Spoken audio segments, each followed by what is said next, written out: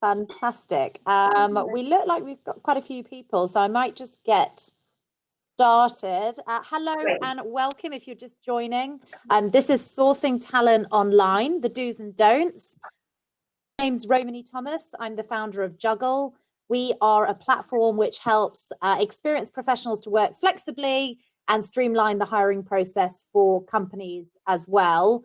And for my sins, I've been in the recruitment space for just over a decade now. So hopefully I've gathered some along the way and looking forward to share that with you all in a moment. But before I do, I'm going to introduce you to the lovely Alex Farrell as well, who is the founder and CEO of Workfinder. Alex is going to explain Workfinder in a bit more detail, but she is super. She is the CEO of the IT job board who sold to DC Thompson. Is that right, Alex?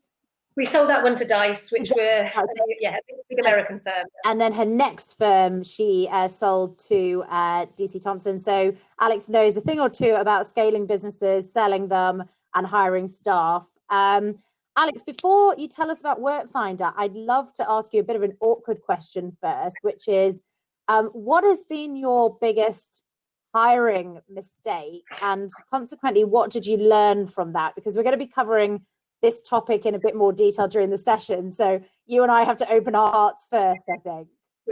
Yeah, so thanks for asking me the hard one first. I'm not sure if that's very fair, but we'll start with that. So, you know, my biggest hiring mistake, well, there's probably so many, I could sort of keep you going until midnight, but I've got two for you.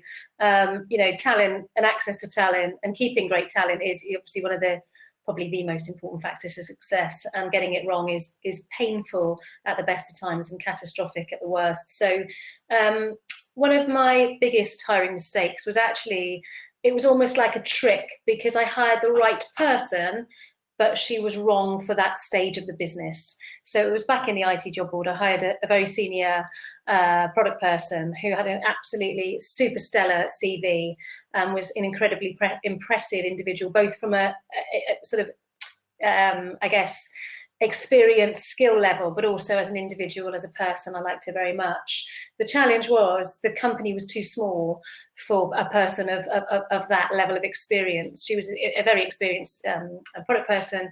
It was a very small startup at the time. I mean, it grew to being quite a big sort of company, but it didn't at the time. It couldn't really support someone, not necessarily of her caliber, because you can support people of that caliber, but somebody who expected to be working in an organization, expected larger teams, more resources. So the hiring mistake there that I learned was actually, it was the great person, but the wrong time. So feasibly, that was quite an expensive mistake as well, because they're quite expensive people at that level. So great people are brutally expensive. So that was a big one. Another one I made was actually in GiftWink, the business after, which was a retail platform. I'd hired a very experienced person from a big brand name, a big retail female clothes brand platform. You all have shopped on it. I needed a good name for the deck. This was a good name, you know, it was a really impressive sort of high street name for e-commerce. So I thought that'd be perfect for my new retail platform. That'll impress my future investors. And then what happened was she wasn't really used to executing work. She was senior, she's strategic. And actually I needed someone who could do, you know, strategy and execution. So I got the name, but the name came with it some baggage, which was, well, I don't get to do any of the work at that level. So that really was kind of, I was sort of, bowled over by the name she'd worked for, and didn't delve into actually would she get her hands dirty, what I needed someone to execute. So I would say that they're two of my particularly, you know, interesting mistakes, both with good intentions, but sort of, yeah, didn't end well. Yeah, it's interesting because for this session, a lot of the businesses who are joining us now are smaller businesses or companies that are at the beginning stage of their journey, soon to be big businesses. And it's a totally different psychology, isn't it? Hiring and staffing. You need people who are sort of can do the thinking, but also the doing as well. So that's a great example. We've got a few more people just joining. So just a quick intro. Hi, everyone. This is Sourcing Talent Online, the do's and don'ts.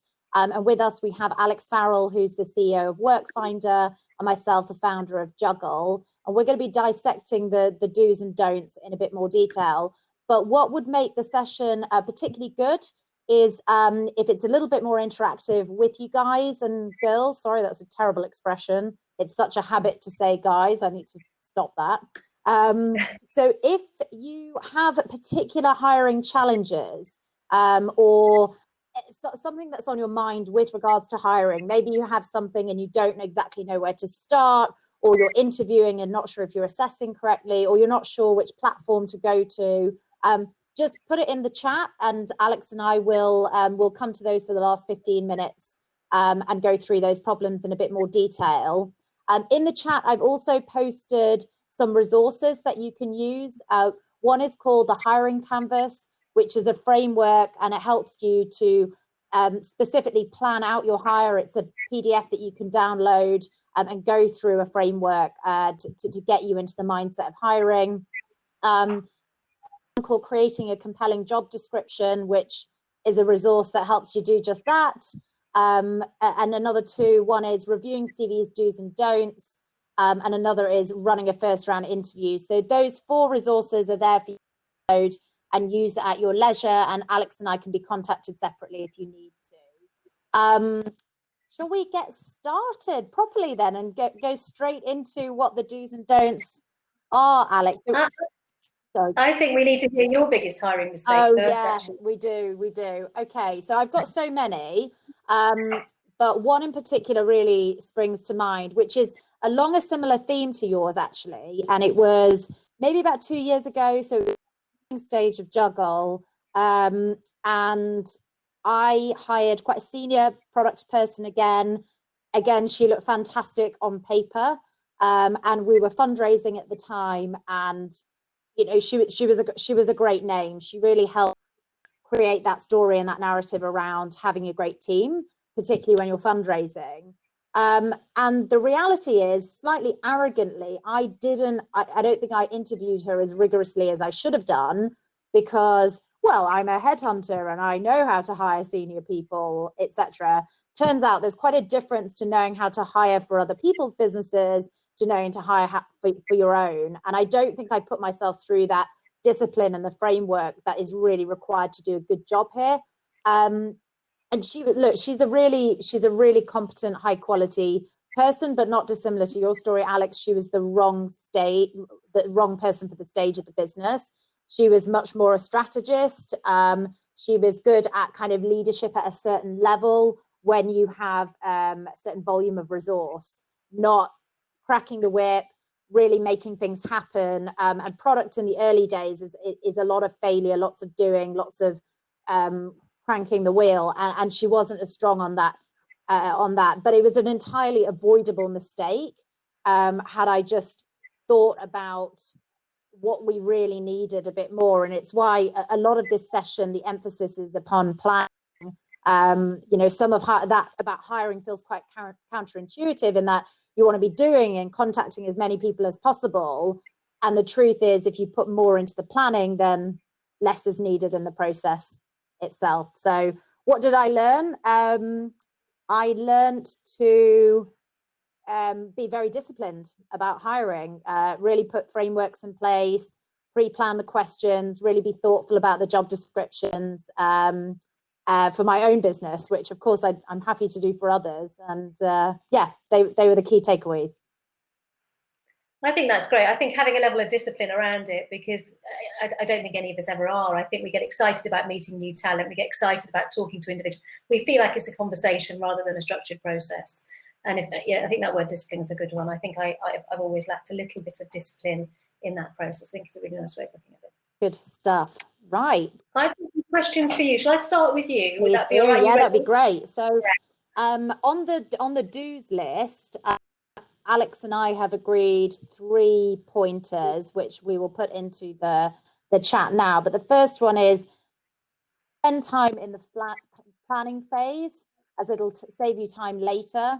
The second one is move quickly, as it's your competitive advantage. And the third one is think big. Who would you hire if no barriers existed? Alex, over to you. So I've got some questions specifically around that, because you've talked about discipline, and I think that's a really good one. And everyone thinks everyone thinks they're good at recruitment. Yeah, because everyone thinks they can connect with people, and actually it's a process in the same way. Doing your legal work is a process, or doing your accounts is a process. It's a structured process, and the more structure and discipline you get around it, the better. You mentioned being very disciplined and planning. What do you think is involved in the planning phase? What do you think you're doing? I think there's multiple different areas. There's almost a checklist of but before thinking about actually what hire can I get, I think one needs to really think, why are we even thinking about hiring? What is the specific pain point in the business? Is it a growth issue? Is it a product issue? Is it both? And really trying to distill down into like one sentence exactly what that pain is in the business, because everything like business strategy all flows back from that. So an example of that recently is we are thinking of hiring a PR person in-house, and the challenge is, should we just spend more money on the agency or should we get someone in-house? And once we realize that actually the pain point that we are feeling topical and we want more coverage, then it becomes clear that having that resource in-house makes a lot more sense. So all of those decisions flow down from that, and then you can decide how much you're spending and let the goal dictate everything rather than the other way around. But I think in that planning phase, it all starts with the goal, and then you can start working backwards of, okay, now how much can we afford for that great person? Where do they exist? Which platforms should I use? Which agencies could I use? What does the job description need to look like? And it feels like a lot to go through, but I've typically found now that is very important to go through that checklist, because it makes life a lot easier down the line. That makes sense. And if you don't do that planning, what have you found the impact is of it? I think generally the hiring process, 80% of the time fails, in that either we change our mind halfway through and don't really know what we're looking for, and one gets interview fatigue because it's not very clear why we're doing it. And interviewing is hellish, as we all know. It's just really, really, it's really draining. So there needs to be a very specific why. And at the very worst end, mishiring happens. I think if there's a lack of planning in the way that you and I talked about right at the very beginning, which is expensive. Yeah, draining and expensive. Gosh, yeah, that's not where you want to be, is it? Do you feel there needs to be this planning and process at pace? Is there a perfect speed at which you move through it? How do you work on the process? I'd be really interested to get your view on this as well, because my view has always been to run at things very, very quickly. Fundraising, a little bit similar, like they're both quite painful, fundraising and hiring. And actually it's better for the founder or the CEO to go all in, throw all your resource and energy for a shorter period of time to get the result, rather than 70 to 80%, even less, and for it to drag on, because that's when one loses momentum. But then I can equally see the other side to the argument as well. That's why I'd be interested to get your thoughts as well on that, Alex. Oh, tricky one. It depends on the role, I guess. I mean, if you're looking at a very, very, very senior hire, then how long it takes can often depend on just availability of candidate, right? You don't have necessarily lots of, global chief product officers available. It's a very small market. So you might be in a rush to get it done, but there just might not be an inbox full of candidates. I think you're absolutely right. I totally agree on that sort of level of pain from both recruitment and fundraising. I absolutely agree wholeheartedly that, A, they can be extremely painful and time consuming, and B, I'm with you, you've got to be all in. The things that make it more painful, you're right, is if the process drags on. And that's often because organisational issues get in the way. You've got multiple people, they're not managing their diaries well. If there's more than a handful of candidates in play, let's be honest, administratively, it's hard work. Yeah. So it's the actual interviewing that takes the time. It's just the admin and organisation around it, people's availability, multiple people's availability. Actually, that should be easier now that we're all on Zoom rather than in person, because feasibly that makes the whole org structure, organisational piece of it a bit easier. You haven't got to physically turn up, you haven't got to wait for them at the front door and make sure they have a nice experience as they move through the building or what have you. Yeah, so I'm kind of with you. Speed is preferable if you can. Yeah. I think you're one of those people who rips a plaster off quickly, though, aren't you? You're like, right, get in. That's what the pot said to the kettle there, Alex. I'm with you. you know, a quick result is a good result. But yeah, I mean, you know, the process can be, it can be lengthy if there are, you know, senior people involved, and, you know, feasibly you haven't got many people in the pipe, you know, and that's the worst, isn't it? It's like, should I hire them, or should I wait and see what else is out there? I mean, that's absolutely the most challenging place to be. You're not defined on your decision making. It's hell, real hell. Absolutely. Absolutely. Just a reminder, it's just a reminder to everyone to make sure you post your hiring questions and queries into the chat. And Alex and I will get to that next, but we'll maybe carry on the do's and don'ts and dissecting these for now. So we've sort of talked a bit about, you know, how long it should take, and if it doesn't happen quickly, and if it drags on, you know, what happens then? I love the word fatigue. You know, I think it's a good one. And actually, if you don't have a decent process in recruitment, and you don't really structure that discipline around, this is how we make decisions, this piece of information drives this decision, people fall into personal opinions without a framework. And then you can get sort of fractured discussions around, well, I really liked them and I didn't. Definitely. And suddenly it's dragging out because people aren't using data-driven decision making. They're talking about, well, I thought Claire was lovely. You know, so you've got this lengthy discussion process. So the impact of it taking longer is, you know, everything falls apart, I guess. You talked about thinking big. What does that mean for you from a recruitment perspective? Yeah, I think this is, and I know I've been guilty of this as well, where thinking, well, you know, we don't have a very high budget and nobody knows about the brand yet, so I guess we'll just have to settle. And I never think like that in my personal life, and historically probably never really thought about that in my professional life. So why on earth am I thinking about like that as a founder? And the reality is we suffer from imposter syndrome, and it's what the market is telling us.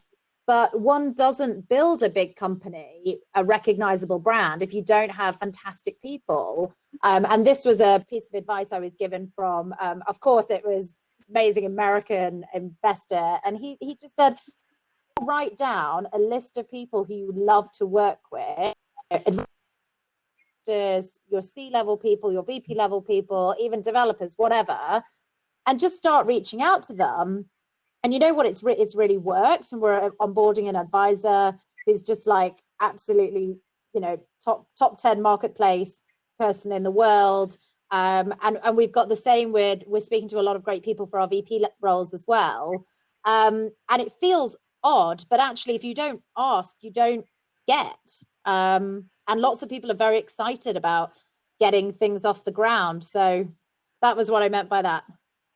I like that. And that's actually interesting from a kind of bring it back to what you said earlier, which is what's the purpose of your recruitment? You know, really think through what, and actually if what you're after is a senior advisor, you know, that's actually another decision that you can take if you're looking at your top table, isn't it? You don't actually have to hire a full permanent team. You can look at where you get that information from an advisory board or a non-exec or a mentor or whatever. Yeah, great. Absolutely. Well done. And that is, I guess that goes on to the theme of budget a little bit, because one of the challenges with smaller businesses is you don't necessarily have these huge recruitment budgets for both fees and for salaries. But one of the items that we've put in the don't column when thinking about sourcing talent is, you know, don't let budget be your restriction. And I guess the question for you is, for these smaller companies, should they use recruitment agencies or not, given that there's this fee element? I'd be interested to get your thoughts on that. It's really funny because recruitment agencies have this sort of slightly dirty veneer sometimes, as if, why would you use them? You know, they're a necessary evil. And I think it's difficult to put them all in the same pot.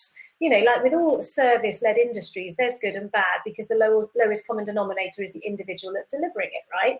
So, you know, recruitment agencies, you know, good or bad, yes or no. I think it's difficult because it's an individual choice based by the actual service delivery. But, you know, ultimately, if your people are your biggest asset, and the recruitment agencies or good recruitment agencies have access to more of them than you've got in your direct network, then of course you should use recruitment agencies. If you've got a decent recruitment agency that can find you better talent than you can find yourself, I think it's a no-brainer. And if on top of that, not only do they get you access to the better talent, they make it easier for you to hire them, of course you should use them. Now, I understand budgets are tight, But the cost, the personal cost of your time of going out and sourcing talent, you know, it's really time consuming, and it's a skill that you may not actually have yourself. I absolutely would not have the network or the skill to go and drum up a senior CPO. I just wouldn't, right? And that role is absolutely integral to a successful startup in technology platforms. So my view is, yes, you should use brilliant recruitment agencies if they give you access to talent and save you time. And the fee will be absolutely worth every penny if they get you the right talent and they make the recruitment process so good that that talent comes on quickly, the way we talked about, not that hell of, you know, it drags on for 6 months. You know, I used an exceptionally good recruitment firm not so long ago, and they were so good. They had such an astronomical fee. I'm not going to share it with you because it was eye-watering, but they were so unbelievably good. I would use them again because it were worth absolutely every penny, and it was nearly a 6-figure fee. And that's how it's interesting though how you just you talked about the fee there, because you talked about it in terms of your time, and I think that's often what founder CEOs don't think through. They just look at the monetary value of the fee, and it's like, well, actually, but the time it's going to take for you to learn how to do this, contact everyone, get on the phone with them all, put together this shortlist, the opportunity cost and what you could be doing otherwise is absolutely huge. You're so right. And it's back to that assumption everyone can do recruitment or everyone can do sales. They can't. There's a skill associated with it. I wouldn't code my own website, so why would I do my own recruitment? Do you know what I mean? It's a skill set like any other, albeit one that people don't think is as highly skilled as being a Python developer. I kind of get that. It's slightly different. But yeah, it's definitely a skill. It's something that you might not have yourself. And access to talent will be the biggest driver of your success. So, yeah. So what do so for the founders and CEOs who are on the line today, what do they do if their budget is low? What advice would you give? So if you have got a low budget, and then there's 2 constraints. There's the actual cost of getting to the talent, the agency fee, and there's the cost of the talent itself, right? So when I've been in very, very early startup phase and I haven't got a budget to hire, or I haven't got a budget for the talent that I want, the options available are, go and find talent that can help in a sort of short-term capacity. So that's where you get your freelancers in. And some of those freelancers are exceptional, but still exceptionally expensive. We've still got a contractor in who charges us an exceptional rate a day, but I can't get his skill anywhere else. So if my budget is tight, the first thing I would do, I would still go for great talent, but I'd get them on a freelance rate. So I'd rather have somebody brilliant for 2 days a week than somebody average for 5 days a week, because it's a false economy getting somebody average. But again, you need to split the roles out and go, that is a role that I can't get done by a £10 an hour person. That is a role that I can get done by a £10. I got told off once. I had this exec coach who was hilarious. And he really told me off because I made him a cup of tea. Right? And he went, it's really nice you've made me a cup of tea, Alex, but you could get someone else to do it for you. And I said, I think I'm quite capable of making a cup of tea, Kevin. And he said, you are, but that is a £10 an hour job. You're paid more than that. You need to separate out the tasks and what they're worth. It was like, right. I never made him a cup of tea again, which was probably good. Right. I've never thought of that. I know, I just thought it was polite actually to make him a cup of tea. Yeah, me too, but we're British. About, so what resource do I need and what are they spending their time on, right? Can I get somebody, I've got no money, I'm in a startup, I absolutely need to get my website designed, I can get that done by a freelancer. And I can negotiate on rate, by the way, but I wouldn't screw them to the floor because actually, I've done that before. I've over negotiated and ended up with an alienated freelancer. And what you don't want to do is negotiate too hard. So your question was, what do you do if your budget's low? I'd go freelance first. And sometimes that startup phase, you're in freelancers for a while. And it's strange because everyone seems to gauge success by what your permanent headcount is. Yeah. I don't think it's a gauge of success at all. Right. I think having freelancers that are more highly skilled than a permanent workforce shows you're really using your budget carefully, right? So you haven't got the additional costs of national insurance and all this, the man hours of managing them. It's quite hard work having, teams of people to look after. They have needs. You can't just sort of set them a task like a freelancer. So I'd go freelance first, and then I would again separate out which tasks I can do maybe with a much more inexperienced workforce. And I would see if I can get those tasks done by people who really can add value, but don't necessarily need high levels of skill. And that's a bit about how we do Workfinder, but I'll come on to that a bit later on. No, I'd love to hear it because my next question was going to be, you talked about separating out the people who could do the £10 an hour jobs and the ones that you can't, and you'd rather have experienced people 2 days a week rather than junior people 5 days a week, for example. How do you go about distinction and planning to get to that conclusion? Well, I guess so having a look at what you need done and some of the jobs you need. So I couldn't get somebody in to do SEO. It's a highly technical job with somebody who hadn't got any experience but fancied some experience, right? Yeah. However, there are roles in my company where I can give the opportunity to an inexperienced person to learn on the job. I get stuff done, they gain experience. So we both feel like we're winning. And something like that could be digital marketing. Yes. Because actually, if you look at the 18 to 24-year-old segment, they're digital natives. I'm 47. They can run rings around me on Instagram, right? What they know about Instagram and what I know about Instagram is worlds apart. So do I need a really experienced person on my Instagram account? Or can I give that to somebody who is in the young talent bracket, who's keen to have a go, wants some experience, and we can pay them a rate that means that we both win. They get some experience in a paid format and we help them learn on the job. They get to deliver some work that they feel is really valuable for their career development moving forward. Yeah. So it's really identifying which jobs you can say, well, that's one that we think we can get a junior member of the team to do on a freelance basis. Yeah. So actually, why don't we get somebody in for 3 months who wants to learn how to do digital marketing? And maybe there's somebody in that department who's more experienced that can lead them, so that they make sure that. So we've got, obviously, we've got for example, in Workfinder, we've got a very experienced growth marketeer, very, very great. He's amazing. He's got really great platform, and he often has interns helping him, paid interns helping him, so he can say, right, this is the strategy. Could you go and do X? So they get sort of walked through how to deliver a strategy. Next time they go to their next role, they'll know how to do it. The trouble you have with it is once you've got them to a brilliant phase, they tend to then want a permanent job, so you lose them and start again. But that's good. They go get a permanent job. They're happy with the experience. You've then got to, give someone else an opportunity. Yeah, absolutely. So that's yeah, and it's exciting. It keeps fresh blood. It keeps fresh ideas. You can get a level of diversity into your business because you're getting far more people into the business on a regular basis. So more ideas, more thought, exciting, as opposed to having a set number of the same people for the next 3 years. So there's something about that flexibility and diversity that really does help. Absolutely. So it's not just about flexible sort of, cost-efficient ways of recruiting. It's also about diversity. Yes. It's almost like that deliberate. It's deliberate and positive churn in a way because it's planned and structured. As such, yeah. One of the items that we put in the sort of don't column was don't hire for confidence, hire for competence.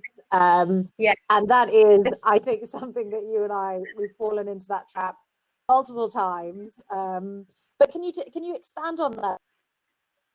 Yeah, I'm quite old school in recruiting. So when I get a CV, I will read it upwards. So say their last experiences at the bottom. So I'm very, very, very disciplined in how I approach a CV and how I approach an interview.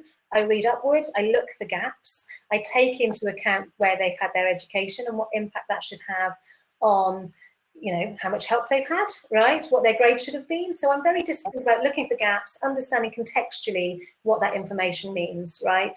And there's an element of when we meet very confident people at interview, rather than underconfident people, we can often be bowled over by their confidence, and we think as a result they're competent.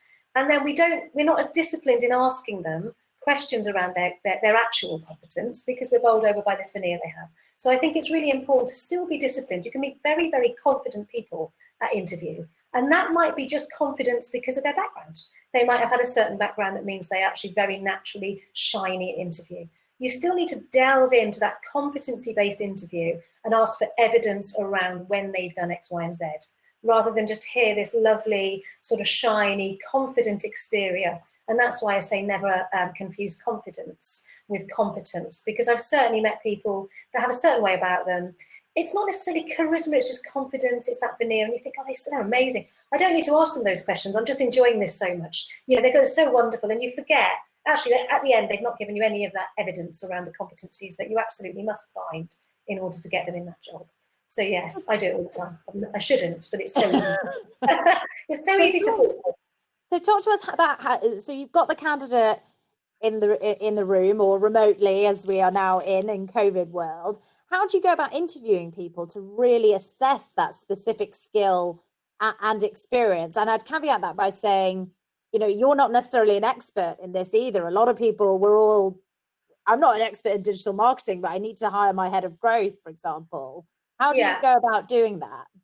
So for me, it's always about evidence-based. So there's my sister is actually a very experienced HR director recruiter, so she helps me out on this. And she also gave me two very good tips, which are slightly off piece. She said you should always interview someone as if their lawyer or their mother was in the room, which I think is really nice, right? That's so really no legal questions, yeah, but don't be horrible to them either, right? So let's be honest. You know, that's stuff on The Apprentice where people are really horrible to each other. We don't want any of that. That's not very nice. But we do want to find out about them with a level of, so lawyer, mum in the background, right? So evidence-based, you're laughing. It's a good one, right? But evidence, yeah, exactly. We don't want to be picked on in interview. There's only sort of a power struggle here, right? We want actually them to feel very relaxed. So they tell us exactly what we need to know. So really, really, really nice. But also, you know, I want to hear evidence that you have done these things, right? So, for example, I used to hire an enormous amount of salespeople because I had a very sales-focused organization, and I'm a salesperson at heart, right?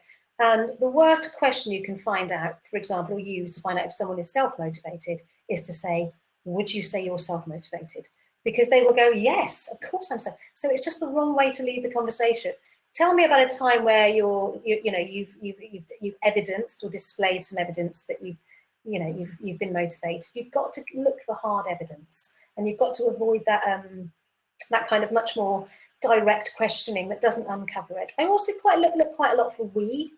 You know, if people are, we did that and that, you know, or I would.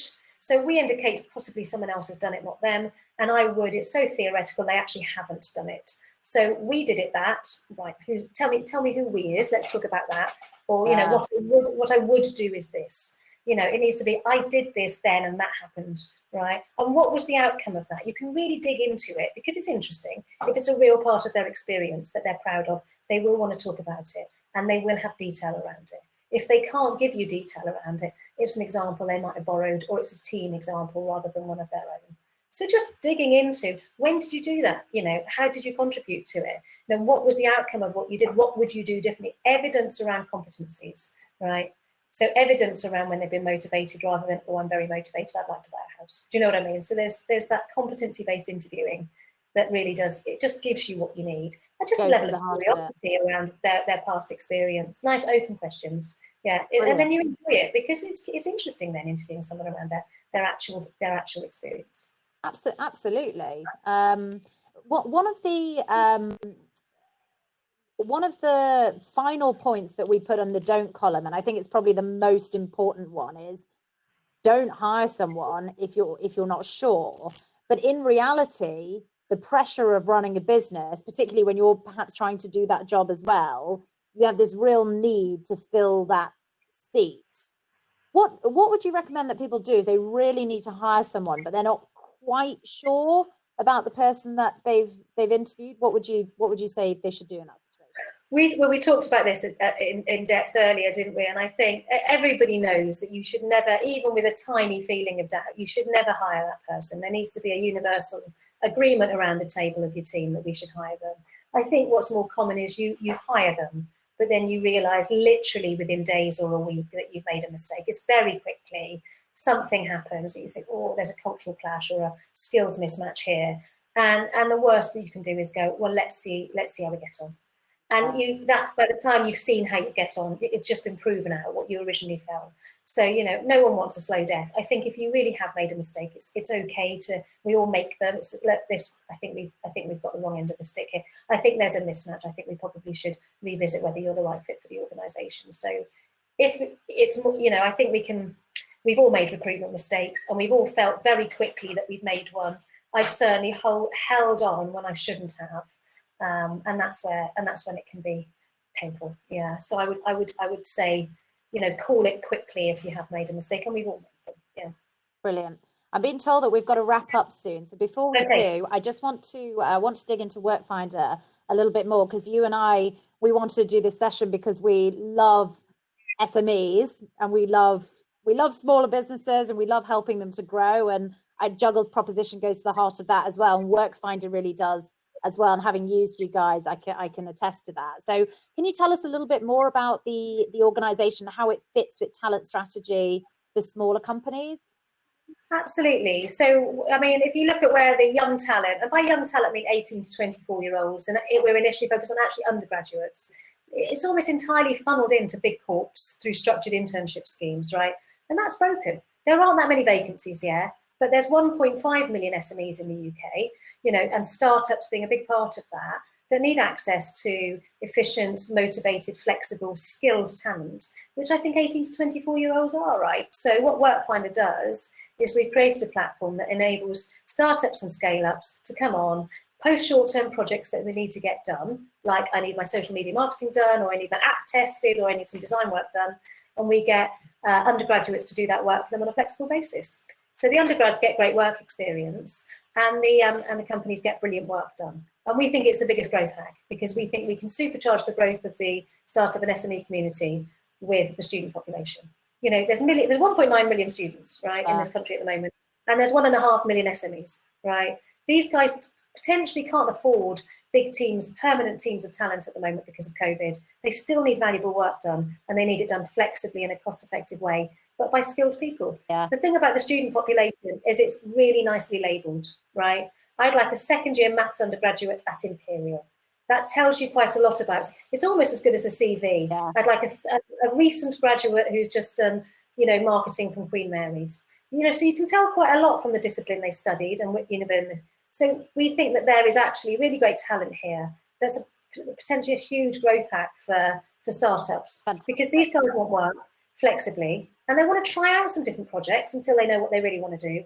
And these guys don't want permanent staff right now. They need some short-term bursts of brilliant talent to come in and do great work that's actually on the table.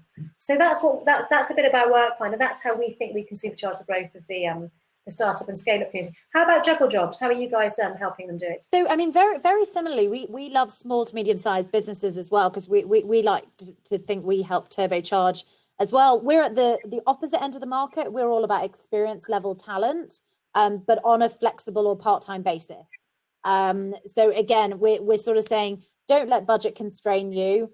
Go for the very best people, and guess what? The very best people want freedom and flexibility, and it makes sure that you address all of the issues around diversity, which is so important in business now, to have that diversity of thought, that those diversity of people, without really spending time and money thinking about it. Flexibility kind of goes to the heart of the issue, and it's frankly how we all want to work. But for small companies, it means that they're ultimately paying for productive time rather than unproductive time, which is very common in 5-day-a-week roles. Absolutely. I mean, I think we could probably put them together. It'd be amazing. Absolutely. One of yours and one of mine, and they'd be like, right, there's the senior person, there's the doer. Back to that. There we are. Let's have a coffee afterwards. We could wrap it up into one. Absolutely. That's great.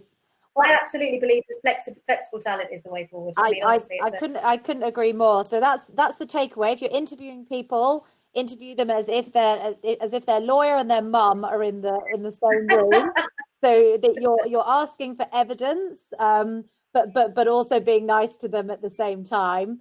Flexible talent is the future, and planning out your hire is essential. And you've got all the resources in the chat section now, and I think Molly is getting me to finish up, and we need to say bye to the cat as well.